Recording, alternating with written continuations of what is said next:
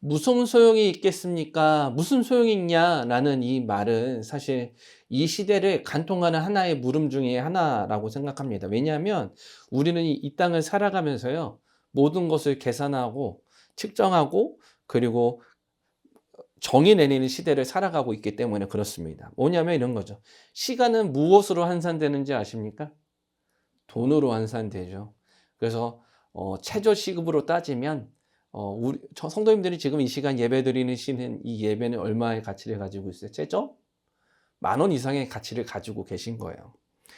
그리고 관계, 우리의 관계는요, 또 그런 우리가 가지고 있는 관계들도 또한 어떤 가치로 평가를 받게 됩니다. 내가 얼마나 많은 사람을 알고 있는지, 그리고 내가 어떤 사람을 알고 있는지에 따라 그 관계의 가치가 달라지게 되죠.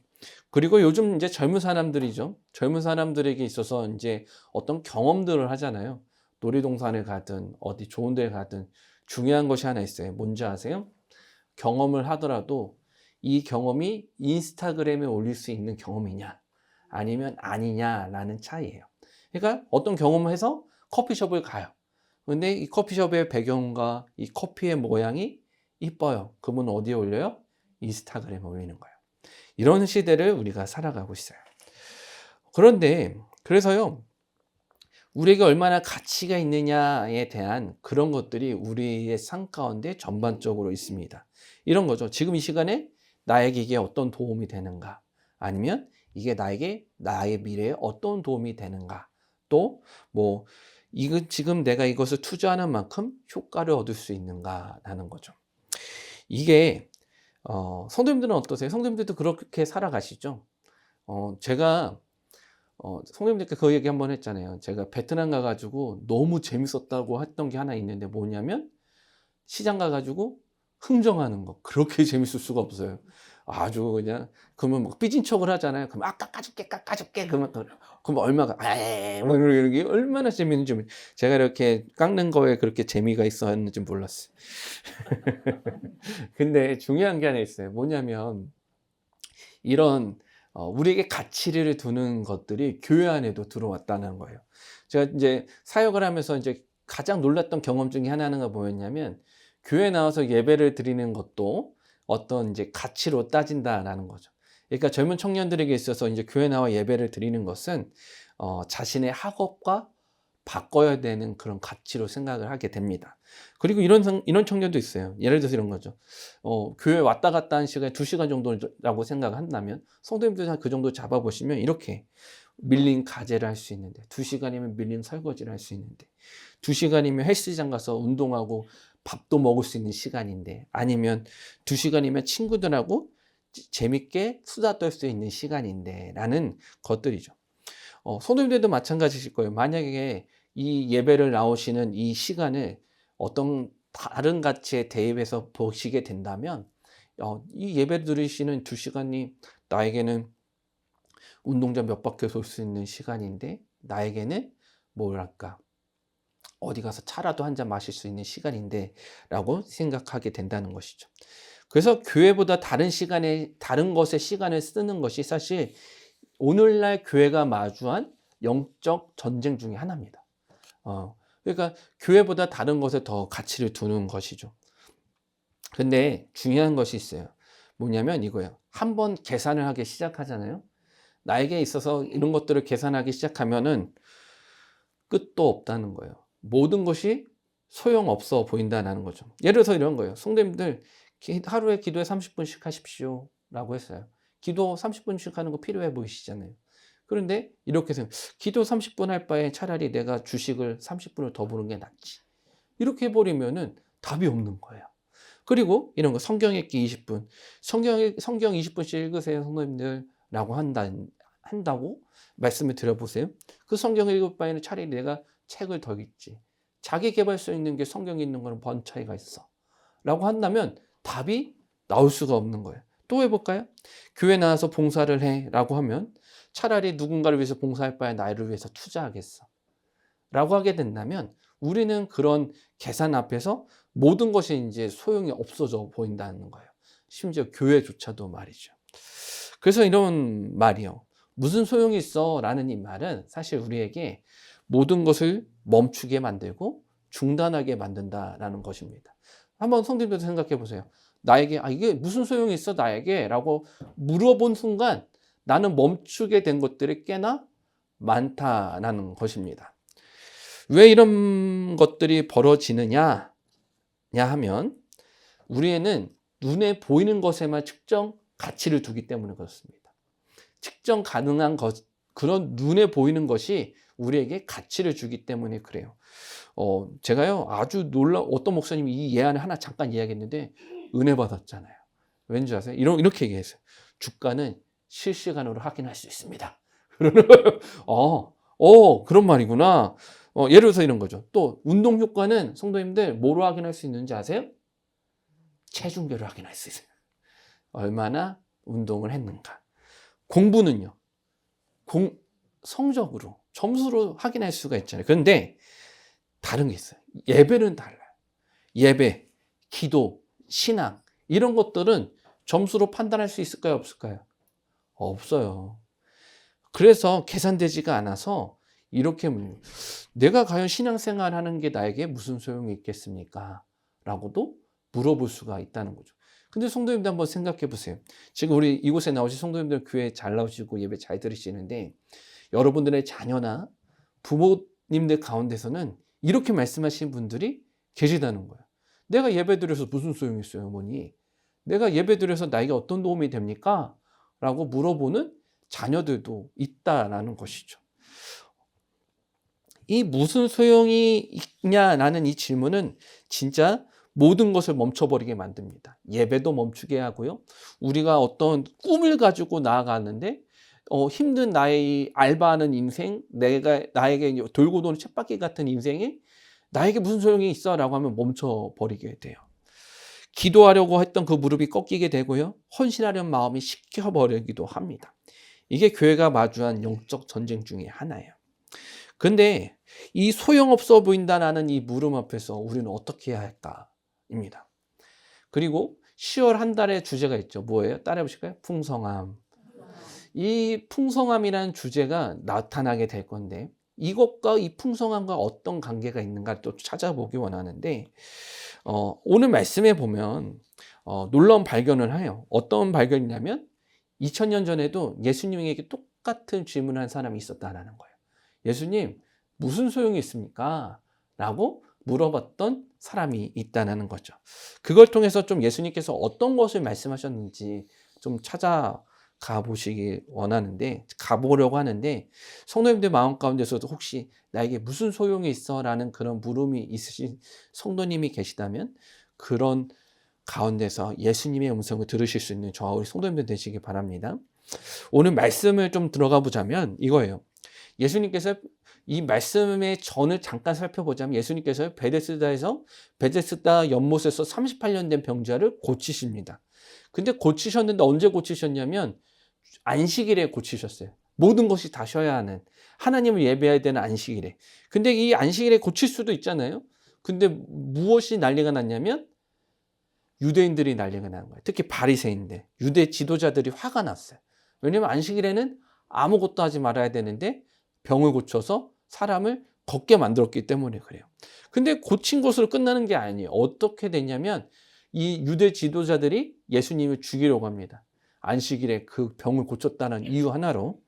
그래서 예수님은 예루살렘에 있을 수가 없어서 갈릴리라는 곳을 떠나가게 되셔요. 근데 그 갈릴리로 떠나가시면서 생기던 일이 오늘 본문에 나와 있습니다.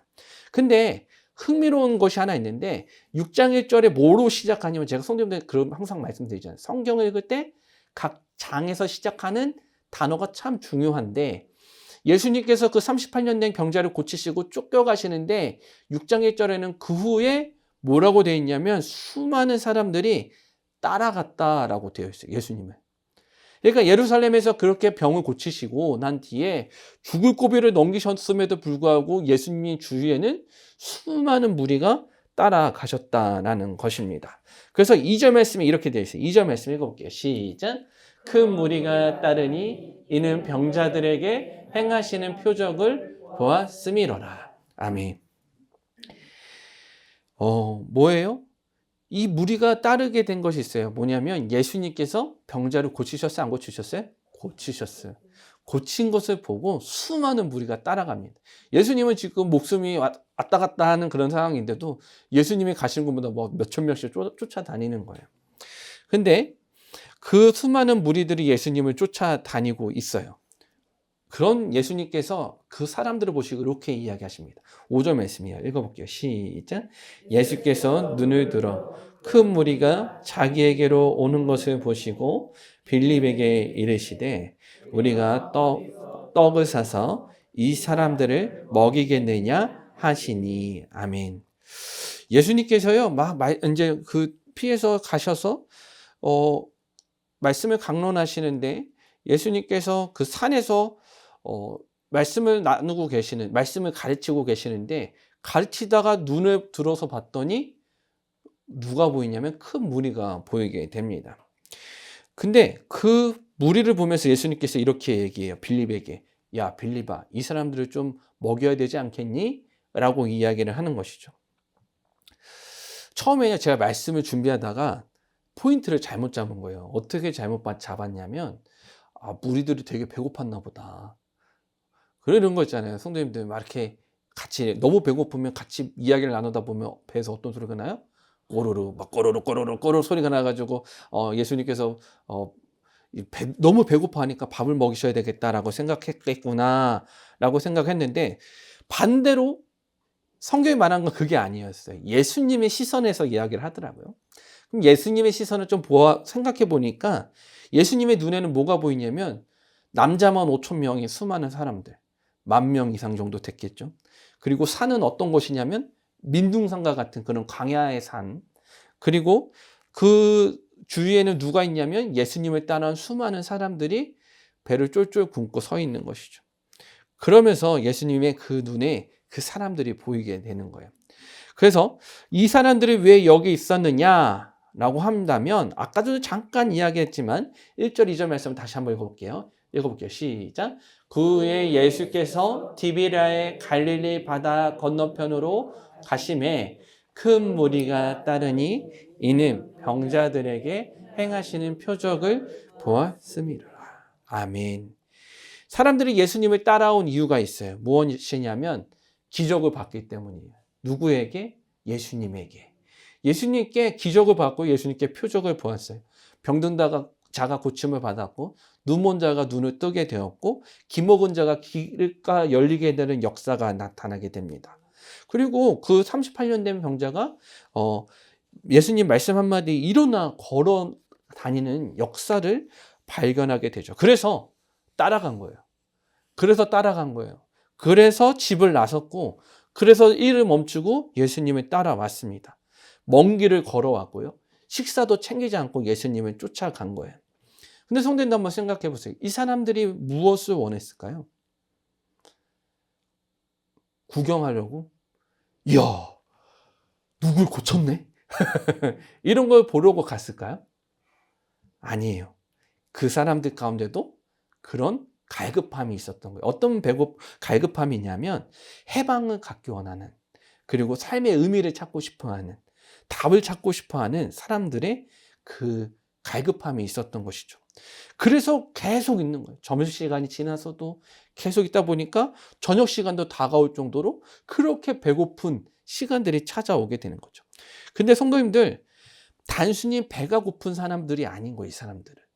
단순히 그냥 배가 고파서 나온 사람들이 아니라 배가 고플 뿐만이 아니라 영적으로 배고픈 사람들, 영적으로 메마른 사람들이 이곳에 모여 있었다라는 거예요. 그래서 예수님께서 이렇게 말씀하세요. 5절, 6절 말씀이에요. 읽어볼게요. 시작.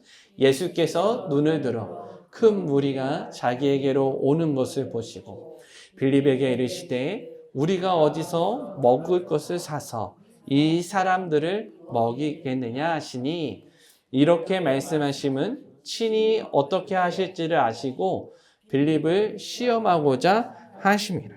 아멘. 예수님께서요, 저는요, 예수님의 이런 부분은 저하고 맞지 않다라고 생각합니다. 뭐냐면 이거예요.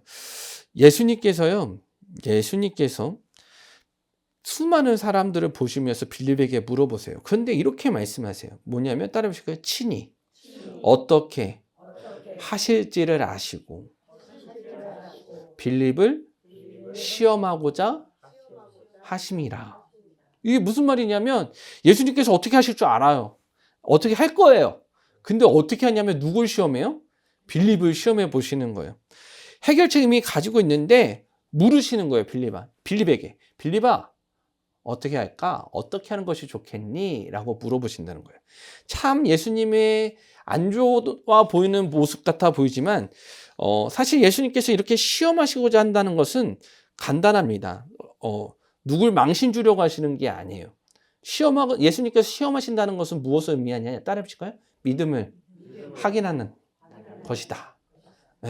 예수님께서 말씀하신 시험은 믿음을 확인하시는 거예요. 그러니까 누구를 의지하는지, 누구를 따르고 있는지, 무엇을 의지하여 이것을 행하려고 하는지 그것을 보고 계시다는 거죠. 우리가 계산하고 고민하고 있어요. 어떤 것도 우리 삶에 나오는 그런 문제들을 가지고 계산하고 고민하고 있어요. 근데 예수님은 이미 알고 계셔요? 모르셔요? 알고 계신다라고 오는 이야기를 하고 계시죠. 그래서요, 즉시 머리가 재빠르게 돌아가기 시작합니다. 누가요? 예수님의 제자였던 한 사람이요. 7절 말씀 읽어볼게요. 시작. 빌립이 대답하되 각 사람으로 조금씩 받게 할지라도 200데나리온의 떡이 부족하리이다. 아멘. 예수님이 이야기를 들은 빌립이요, 바로 계산합니다. 바로 계산해요. 아주 머리가 약삭 빠른 사람이에요. 그러니까 막 계산합니다. 저 사람이요? 저 사람들 한 10,000명 정도 되어 보이는데, 그러면 예수님 200데나리온 정도 필요해 보는 것 같습니다. 200데나리온은 얼마치의 돈이냐면 일꾼이 하루 일당이 1데나리온이에요. 그러니까 200일을 일해야지 벌 수 있는 돈이거든요.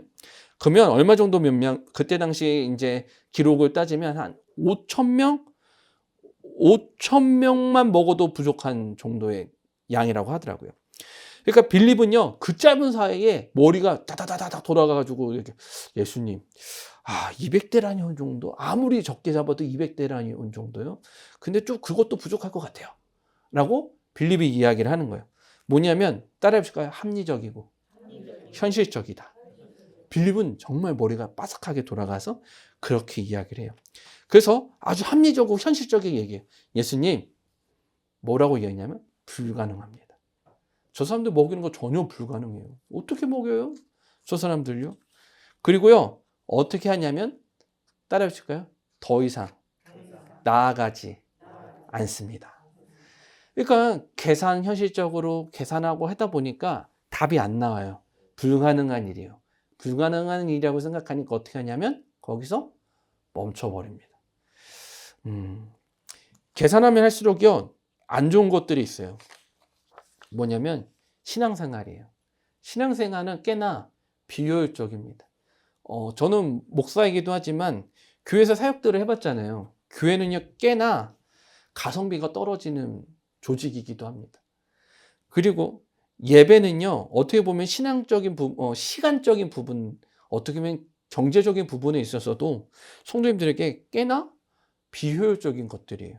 이거예요. 성도님들 1시간 예배 드리시면서 11조 내시죠. 감사한금 내시죠. 이게 얼마나 마이너스 되는 부분이에요. 그래서요, 우리가 계산하고 계산할수록 우리는 그곳에서 멈춰버릴 수밖에 없습니다. 빌립처럼 말이죠. 근데 또 다른 한 제자가 있었어요. 이 제자는 달랐을까? 아니요, 이 제자도 다르진 않았어요. 8절 말씀이에요. 읽어볼게요. 시작. 제자 중 형제 안드레가 9절도요. 여기 한 아이가 있어 보리떡 5개와 물고기 2마리를 가지고 있나이다. 그러나 그것이 이 많은 사람에게 얼마나 되겠사옵나이까. 아멘. 여기서요, 안드레라는 제자가 나옵니다. 안드레라는 제자가 나오는데, 안드레라는 제자도 이렇게 얘기해요. 따라해 주실까요? 이 많은 사람에게 얼마나 되겠삼나이까. 무슨 말인지 아세요?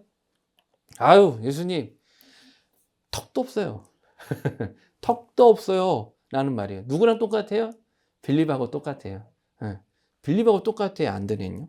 근데 차이가 하나 있어요. 어떤 차이가 있게요? 예수님께서 말씀하셨을 때 빌립은요, 계산을 했어요. 근데 안드레는 하나가 달라요. 뭐였냐면 예수님께서 말씀하셨을 때 찾아다녔어요. 수많은 사람들 사이를 찾아다니면서 예수님께서 저 사람들 먹을 게 있냐라고 했는데 뭘 할 수 있을까 하면서 두리번 하면서 갔다라는 거예요. 그러다가 뭘 발견했냐면 한 아이를 발견했어요. 그것도 야 잠깐만 줘볼래? 라고 해서 받아갔을지도 모르겠지만 야 줘봐! 가져갔을 수도 있어요. 근데 그 안에 뭐가 있냐면 보리떡 5개와 물고기 2마리가 있습니다. 근데 성도님도 한번 생각해 보세요. 제가 상상의 나라를 펼쳐봤거든요. 한번 펼쳐보세요. 예수님께서 어떤 뜻을 가지고 잠깐 우리가 예수님처럼 완전히 될 수 없지만 예수님이 되어보셔서 한번 물어보는 거예요. 빌립에게 물어봐서 야, 저 사람도 어떻게 하면 먹일 수 있을까? 라고 했을 때 빌립은 머리 굴리는 소리가 들려요. 안드레는 어디 갔다 오더니 예수님 이거 있습니다. 들고 오는데 보리떡 5개와 물고기 2마리예요. 어떻게 하실 거예요? 잘했다 라고 하실 거예요?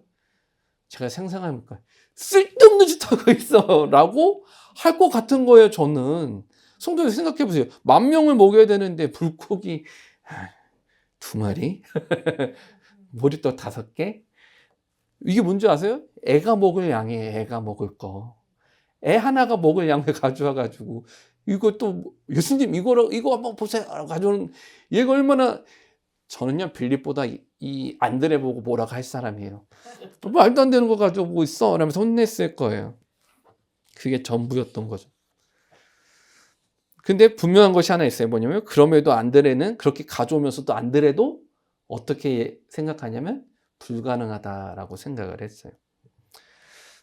근데 9절에 하나 더 아까 전에 못 보신 게 하나 있는데 9절에 이렇게 이야기하는 거예요. 그러니까 뭐냐면 안드레도 그러나 이 많은 사람에게 그러니까 가져오면서도 본인도 아이고 이건 말도 안 되는 거지 하면서 자기도 안 된다는 것을 알면서도 가져오는 거예요. 그런데 여기서 한 가지 차이를 아까 말씀을 드렸죠. 뭐냐면 빌립은 뭐 했어요? 계산했어요. 그리고 결론을 적고 그리고 그 자리에서 멈췄어요. 근데 안드레는 하나가 달라요. 계산했고 회의적이었어요. 예수님께서 그렇게 한다는 게 말도 안 되는 거야. 이게 어떻게 가능해? 라고 했지만 뭐였냐면 바보 같은 행동 같아 보이지만 움직였다는 거예요. 뭐냐면 먹일 것을 찾아 움직였다라는 것이죠. 이것이 차이예요. 어떤 차이냐면 우린 다 회의적이고 불가능하고 그러니까 계산적일 수밖에 없는 존재들이라서 현실을 바라보고 이게 불가능하다라고 생각할 수밖에 없어요. 그죠?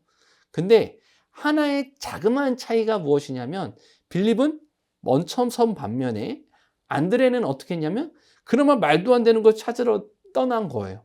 이 떠난 차이가 하나의 사건을 바꿔놓게 됩니다. 혹시 성도님들 우리가 이 예배를 드리면서 우리가 교회를 다니면서 어떻게 보면 빌립처럼 소용없다라고 생각할 수 있지만 안드레처럼 좀 바꿔봐야 되는 것은 뭐냐면 우리가 이 자리에 나온 이유는 단 한 가지예요. 어떻게 보면 소용없다라고 볼 수도 있지만 그럼에도 우리의 발걸음을 옮긴 것 그런 것도 참 우리 가운데 중요하고 이 차이가 우리를 다르게 만든다라는 거예요. 그래서 예수님께서 어떻게 하시느냐 예수님께서 꾸짖으시면 한데 10절 11절 이렇게 이야기하세요. 읽어볼게요. 시작. 예수께서 이르시되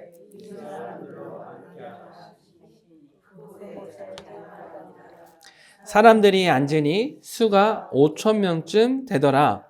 예수께서 떡을 가져 축사하신 후에 앉아있는 자들에게 나눠주시고 물고기도 그렇게 그들의 원대로 주시니라. 아멘. 자, 이제 이걸 발견하셔야 되는데 예수님께서 그런 차이를 어떻게 나타내시느냐 그러니까 예수님의 방식은 무엇이냐 좀 찾아볼 건데, 보시면 첫 번째 따라해 보실까요? 준비하게 하셨습니다. 그러니까 성도님 한번 뭐냐면 예수님께서 어떻게 하실지 아셨잖아요. 어떻게 하셨냐면 빌립에게 물어보신 이유는 빌립의 믿음을 시험해 보시기 위함이었다라고 성경에 적혀 있죠. 그럼 무슨 말이냐면 예수님께서 원하셨던 것은 아셔요.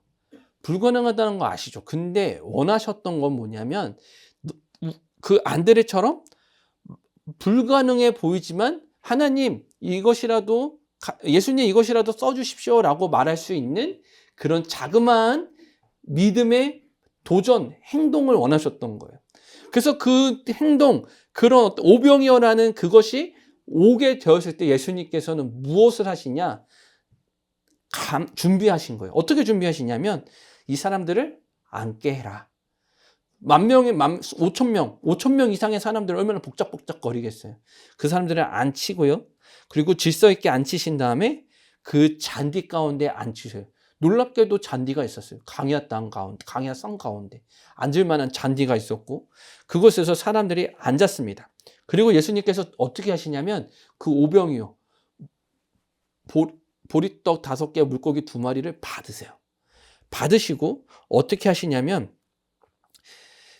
이 부분이 다른 거예요. 그러니까 저라면 안드레가 가져왔을 때 으유 이거 하상함 하면서 이렇게 혼냈을 수도 있는데 예수님은 그것을 받으셨다는 거예요. 받아서 거부하지 않고 야 이거밖에 안 가져왔어 더 가져왔어야지 라고 하시는 게 아니라 그것을 받아서 어떻게 하냐면 귀하게 여기셨어요. 그것조차도 예수님은 귀하게 받으셔서 어떻게 하셨냐? 축사하셔요. 제가 성도님께 축사가 무슨 뜻이냐면 감사하다라는 뜻을 가지고 있거든요. 그러니까 예수님께서 감사하신 거예요. 무엇에 감사하셨냐면 그거 오병이어. 볼품없는 오병이어에 감사하시는 거예요. 그러니까 이거 보죠. 예수님께서 보죠. 어휴 5개밖에 안 가져왔냐? 라고 하는 게 아니라 주님 하나님 5개나 주시니 감사합니다. 이렇게 하는 거예요. 성도님들 제가 요즘에 10월 달에 풍성함 설교하면서 저희들 가운데 발견되는 것이 하나 있잖아요. 뭐예요? 없는 것을 보지 말고 있는 것을 보는 것. 여기서 예수님께서 똑같이 하세요. 없는 것을 보시는 것이 아니라 주님 물고기 2마리야 보리떡 5개 주시니 감사합니다. 라고 하는 장면이 여기서 나오잖아요. 그래서요. 그런 다음에 어떻게 하냐면 예수님께서 어떻게 하시냐면 나눠주셔요. 나눠주시기 시작하는 거예요. 있는 것을 나눠주기 시작하는 거예요. 나눠주는데 어떻게 나눠주시냐면 성경에 뭐라 되냐면 따라해 보실까요? 원하는 대로. 네, 그들이 원하는 대로 다 줬다라고 되어 있어요. 이게 하나님의 방법이고 하나님의 경제 방법이에요. 그래서 예수님은 겨우 연명할 정도로 주시는 것이 아니라 아주 풍성하게 주시는 분이 예수님이시다라는 것을 우리가 발견할 수가 있는 것이죠. 믿으시죠? 그래서 우리가 그런 풍성함을 경험할 수 있어야 돼요. 그 풍성함의 결과는 무엇이냐? 12절 13절 말씀이에요. 읽어볼게요. 시작. 그들이 배부른 후에 예수께서 제자들에게 이르시되 남은 조각을 거두고 버리는 것이 없게 하라 하심으로 이에 거두니 보리떡 5개로 먹고 남은 조각이 바구니에 찼더라. 아멘. 뭐예요? 그들이 배부른 후에 각자 원하는 대로 먹는 거예요. 제가 지난번에 김진경 목사님 그 얘기했잖아요. 김진경 목사님과 저하고는 밥 2그릇 먹어야 돼요.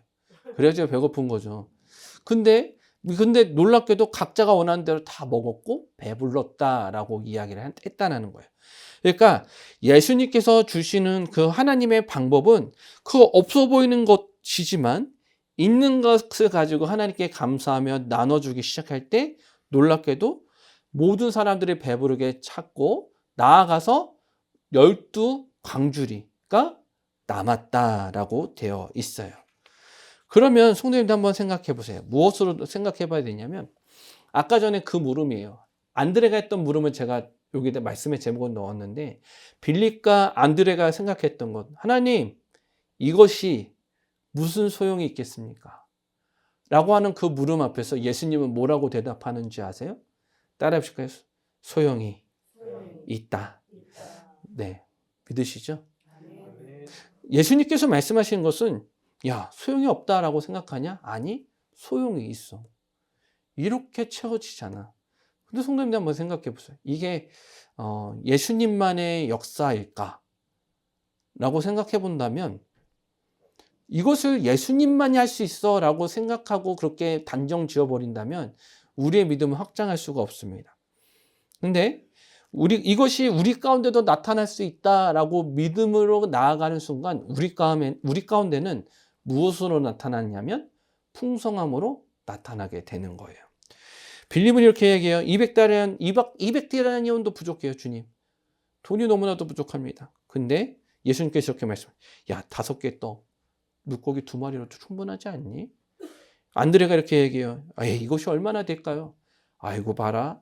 이렇게 먹이고 12광주리가 남았지 않니? 라고 말씀하시는 거죠. 사랑하는 성도님들, 우리가 그런 풍성함을 누리기 원합니다. 없어 보이시죠? 그리고 무슨 소용이 있냐라고 생각이 드시죠? 그런데 그 있는 것에서 역사가 나타납니다. 이제 말씀을 마칠게요. 우리는 항상 이런 질문을 가지고 살아가요. 무슨 소용이 있냐? 심지어 우리 신앙까지도 그렇게 던져보고도 합니다. 근데 예수님께서는 이렇게 말씀하세요. 작은 것을 받으셨고 있는 것을 감사하셨더니 풍성하게 나눠주는 역사를 예수님께서 보여주십니다. 이것이 하나님의 나라의 풍성함이라는 거예요. 그러면 비밀이 하나 있어요. 무엇이냐? 작은 것을 드릴 때 그 풍성함이 나타난다는 거예요. 이 원리를 기억하셔야 돼요. 그 한 어린아이가 그 아이가 드리려고 가져왔을 수도 있죠. 뭐 어떻게 뺏어왔을 수도 있어요. 중요한 것은 그 작은 것을 예수님께서 받으셨고 그것으로 풍성함을 나타내셨다는 거예요. 우리는요, 우리 가운데 나타나는 그런 회의적인 마음들, 그런 불가능의 마음들을 다 내려놓고 예수님께 맡겨놓게 된다면 우리는 더욱더 예수님의 깊이 알게 되고 풍성함의 자리로 나아가게 될 줄 믿습니다. 계산하지 마세요. 안드레처럼 작은 것이라도 예수님께 드리십시오. 안드레가 잘했다라고 칭찬하고 싶지는 않아요. 우린 다 그런 존재들이긴 해요. 계산하고 그리고 재어보고 불가능하다고 말하는 존재들입니다. 그런데 안드레처럼 작은 것이라도 드려볼 수 있는 저희가 되길 원해요. 그러면 예수님께서 풍성하게 하신다는 거예요. 그것을 허투루 여기시지 않는. 야, 구하나 요거밖에 안 가져왔냐? 야, 구하나 너 이거밖에 안 돼? 라고 하시는 분 절대 아니시라는 거예요. 작으면 없어 보이는 그런 보리빵 하나일지라도 물고기 한 마리일지라도 그것 통해서 예수님께서 풍성하게 하신다라는 거예요. 그래서 우리 이렇게 말할 수 있어요. 무슨 소용이 있겠습니까? 무슨 소용이 있습니까? 라는 그런 물음 앞에 어떻게 대답해야 돼요? 소용이 있습니다. 라고 말할 수 있는 저와 우리 성도님들 되시길 바라겠습니다. 제가 기도할게요.